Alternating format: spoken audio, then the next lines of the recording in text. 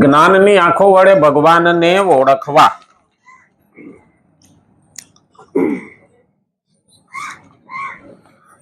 આંખ મારી ઉઘડે ત્યાં સીતારામ દેખ, ધન્ય મારું જીવન. આંખ ઉઘડે તો ભગવાન દેખાવો જોઈએ. ઘણાને એવું લાગે કે આંખ ઉઘડે ને ભગવાન ક્યાં જ દેખાય. હાય હોય ને હયાપીઠ ઉઠે ત્યાંથી હોય. હા, પણ એક જ ક્રિયા એવી છે ભગવાન આપણામાં મૂકી છે કે પેલો વિચાર કરે ને પછી કર્મ કરે. પણ આ સવારની ક્રિયા એવી છે કે પેલા માણસ ઉઠે અને પછી વિચાર આવે. પેલા આંખ ખોલવાનું કર્મ થાય અને પછી વિચાર આવે.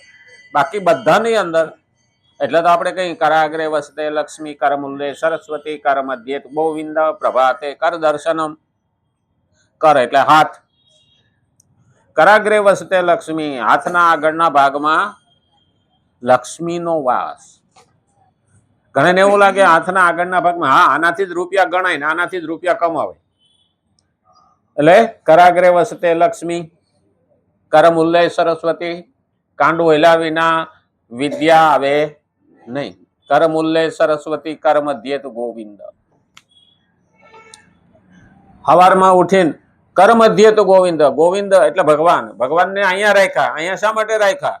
આપણને ઘણી વખત એવું લાગે હા પણ કેની પાસે વિદ્યા વધી જાય ને એને અભિમાન આવે અને જેની પાસે રૂપિયા વધી જાય ને એને અભિમાન આવે. આ બેયની લગામ છે ને ગોવિંદના હાથમાં, વૈશમાં બેઠા.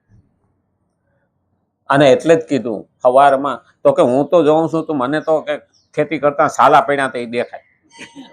હાથ જોઉં ઘણાને એવું લાગે પણ હાથ 84 લાખ યોનિની અંદર માણસને એકને જ આપ્યા છે. આ હાથ છે ને